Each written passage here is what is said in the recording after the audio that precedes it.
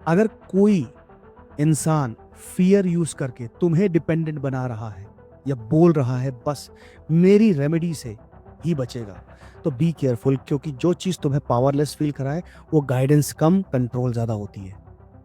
अगर तुमने कभी सुना हो कि 7:30 स्टार्ट हो रही है, राहु एक्टिव है, सैटर्न महादशा में खत्म हो जाएगा, और तुरंत तुम्हारा चेस्ट बिल्कुल टाइट हो जाता है, मूड एकदम डाउन हो गया, नींद खराब होने लगी, तो ये वीडियो बिल्कुल तुम्हारे लिए। तो चुपचाप से एकदम फेविकोल लगा के बैठ जाओ, क्योंकि आज तुम्हारी आंखें खोलने वाला हूं मैं। क्योंकि असली सवाल ये नहीं है कि होपोनोपोनो एस्ट्रोलॉजी को बीट करता है या नहीं। असली सवाल ये है, क्या तुम अपने फ्यूचर के फियर को कंट्रोल कर सकते हो। मैं यहाँ पे आपको एक बात क्लियर कट बताना चाहता हूँ कि मैं एस्ट्रोलॉजी को इंसल्ट नहीं कर रहा। मेरे पिताजी भी एस्ट्रोलॉजर हैं, बहुत अच्छे और बहुत बढ़िया पैसा कमा रहे हैं, बट लोगों के लिए एस्ट्रोलॉजी एक गाइडेंस है। मेरे फादर गाइडेंस के रूप में उसको इस्तेमाल करते हैं और बताते हैं लोगों को। गाइडेंस है, कल्चर है, मीनिंग है। मैं यहाँ पे एक चीज को कॉल आउट कर रहा हूँ, फियर मॉन्गरिंग प्रोडक्शन कंटेंट, जो कि आपको रील पे दिखाई देगा, जो कि आपको यूट्यूब पे दिखाई देगा, जो तुम्हें पावरलेस फील कराता है। आज मैं तुम्हें बताऊंगा प्रोडक्शन फियर कैसे माइंड को हाईजैक कर लेता है, होपोनोपोनो सेविंग ग्रेस कैसे बनाता है, और एंड में मैं तुम्हें 3 मिनट का एक डिस्ट्रेस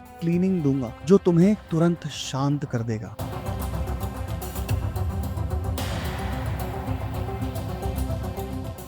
मेरे पास एक मैसेज आया था, नाम आप मान के चलो कि अमित है उसका नाम, ठीक है। अमित ने मुझे बोला कि सर, एस्ट्रोलॉजर ने बोला है कि 7:30 स्टार्ट हो रही है अगले 2.5 साल के लिए, और आपके फाइनेंसेस पूरे डिस्ट्रॉय हो जाएंगे। अच्छा, इंटरेस्टिंग पार्ट पता क्या है यहाँ पे, अभी कुछ नहीं हुआ है, कुछ हुआ ही नहीं है अभी, बट अमित का माइंड फ्यूचर में ऑलरेडी जीने लगा था, लाइक अ डूम कंफर्म्ड।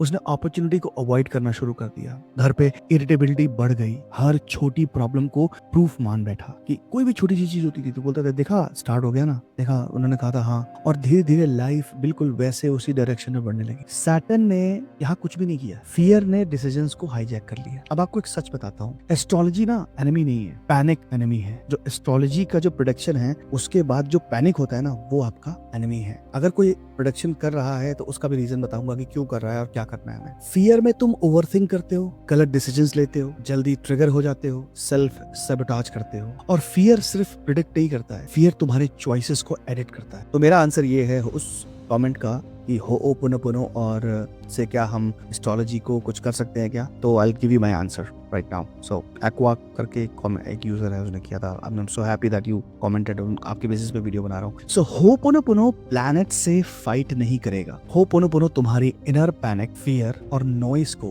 क्लीन करता है जो भी प्रोडक्शन से क्रिएट होते हैं। अब आप एस्ट्रोलॉजी को ना एक वेदर फोरकास्ट समझो कि अगले 3 दिन तक बारिश होगी। फोरकास्ट में जैसे बोला जाए कि अगले 3 दिन बारिश होगी, तो तुम क्या बोलोगे?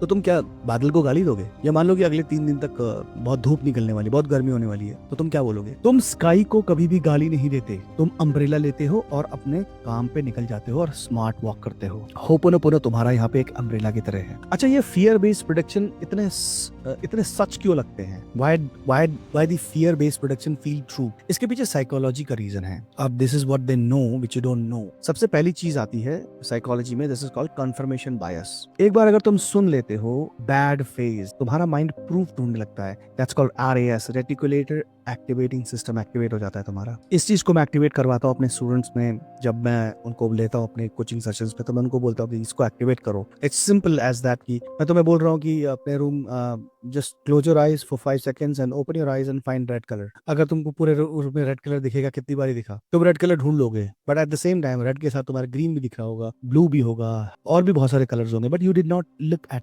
देम बिकॉज तुमने रेड कलर सोचा। तो ठीक उसी तरह जब बैड फेज सुनते हो तो तुम्हारा माइंड प्रूफ ढूंढता है। अगर यहीं पे इंसान तुमको एक अच्छा प्रोडक्शन दे देगा, बढ़िया प्रोडक्शन दे देगा, तो तुम उसको चेस करना शुरू कर दोगे, बट समटाइम्स तुम उसको मानोगे भी नहीं, बोलोगे हाँ ठीक है, I don't have to care about it. Right now there something called nocebo effect. Negative belief body और बिहेवियर पे रियल इंपैक्ट डाल देता है, जिससे कि स्ट्रेस सिम्टम्स बढ़ जाते हैं। फिर आता है थर्ड, सेल्फ फुलफिलिंग प्रोफेसी। मतलब फियर तुमको फ्रीज करेगा, फाइट करेगा और आपका रूटीन तोड़ेगा, और इससे आपके आउटकम्स खराब होंगे। और फिर तुम यही बोलोगे कि देखा ना, प्रोडक्शन सही था, जैसा उसने बोला था वही हुआ है, because you been chasing that. मैं तुम्हें बोलूंगा कि तुम अगले 1 साल में 1 करोड़ रुपए कमा सकते हो, come and join my programme. मैं तुम्हें बताऊंगा कि कैसे 1 करोड़ रुपए कमाना with right mindset, right attitude. तो तुम्हें लगेगा ये झूठ है, बकवास है, बट अगर मैं तुम्हें बोलूंगा कि अगर मैं तुम्हें डराऊं, बोलूंगा तुम हो सकता है अगले 1 करोड़ रुपीज लॉस कर जाओ, तो यहीं पे तुम वो डिसीजंस ले लोगे जिसमें सचमुच में तुम लॉस कर जाओगे, क्योंकि तुम्हारा नर्वस सिस्टम स्टीयरिंग व्हील पे था। ठीक है, अब आते हैं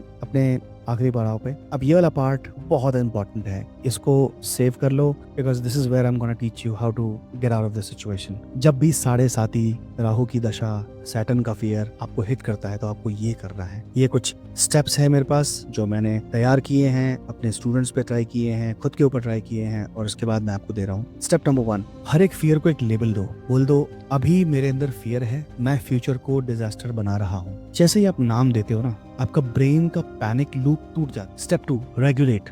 hand on the chest, 3 slow breaths लेनी है, एक्सेल, इनहेल, दैट्स इट। और अपनी बॉडी को बोलना है मैं अभी सेफ हूँ। This is going to activate your parasympathetic nervous system. फिर आता है क्लीनिंग पार्ट। स्टेप 3 में धीरे धीरे आपको रिपीट करना है, I am sorry, please forgive me, thank you, I love you. You have to do it for at least 90 to 80 seconds। अगर आपको लगता है आपसे नहीं हो पा रहा है तो just go ahead and follow my video on YouTube, जिसमें 108 टाइम्स मैं होपनोपोनो शेयर कर रहा हूँ। Okay, don't worry about it, I am with you. और अंदर एक इंटेंशन भी ऐड करो लास्ट में कि मैं उस फियर को क्लीन कर रहा हूँ जो मेरे फ्यूचर को कंट्रोल करना चाहता है।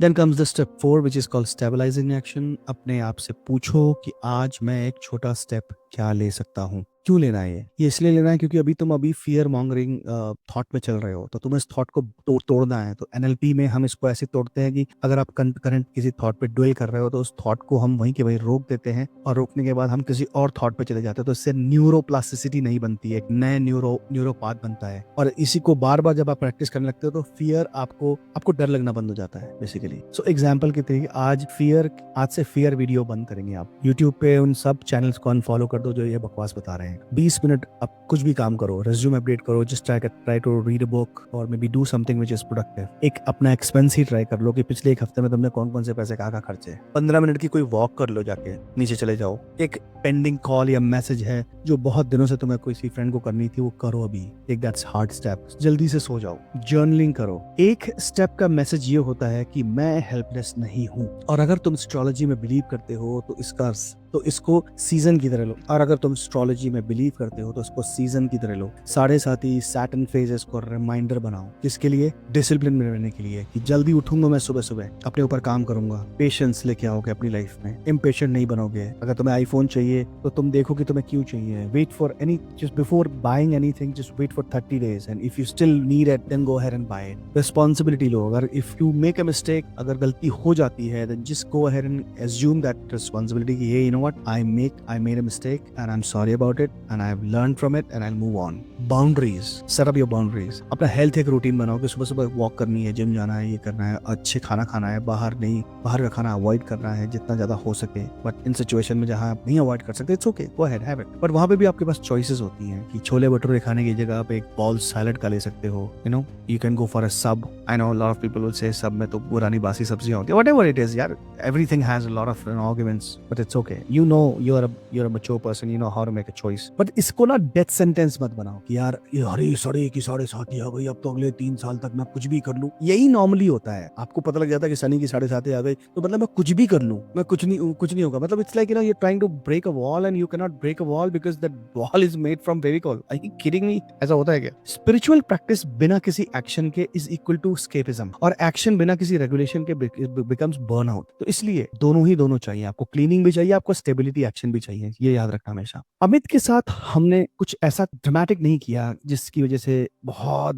भयंकर वाले इफेक्ट आ गए। हमने सिर्फ 3 चीजें करी: no panic, no dependency, no obsession. 21 दिनों तक डेली क्लीनिंग फियर पे हमने करी और डेली एक स्टेबिलिटी स्टेप लिया। फिर उसने बोला कि सर प्रेडिक्शन अभी भी सेम है, और ये बात कर रहा हूँ मैं, एक महीना हुआ था शायद, हाँ 1 ही महीना हुआ था। प्रेडिक्शन अभी भी सेम है, बट मैं अंदर से बिल्कुल सेम नहीं रह गया हूँ। मैं अंदर से बदल गया हूँ, मैं अंदर से बहुत स्ट्रांग हो चुका हूँ। मुझे ये सब चीजों से डर नहीं लगता। आई थिंक जब भी ऐसा होता है तो मुझे लगता है कि इट्स जस्ट अ सिंपल एक छोटा सा गड्ढा है, मुझे जब जंप करना है यार, हो जाएगा, टेंशन क्यों है। But that was the win, वहीं पे हम जीत गए थे। क्योंकि जब तुम अपने अंदर से चेंज हो जाते हो तो बाहर का पैटर्न भी शिफ्ट होने लगता है, सब कुछ बदल जाएगा, आसपास सब कुछ। और एक आखिरी बात सुनते जाओ, अगर कोई इंसान फियर यूज करके तुम्हें डिपेंडेंट बना रहा है या बोल रहा है बस मेरी रेमेडी से ही बचेगा, तो बी केयरफुल, क्योंकि जो चीज तुम्हें पावरलेस फील कराए वो गाइडेंस कम, कंट्रोल ज्यादा होती है।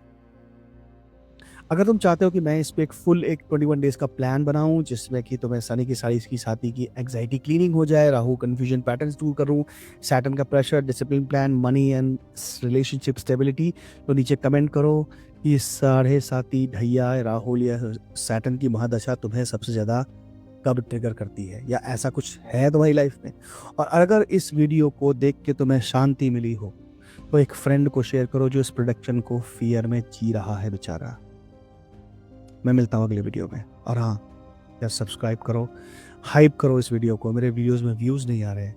I am sharing valuable content, और मेरे कंटेंट को फॉलो करके ना लोगों की जिंदगियां बदल रही हैं, and I am so grateful for that. Please, I want some views. Thank you.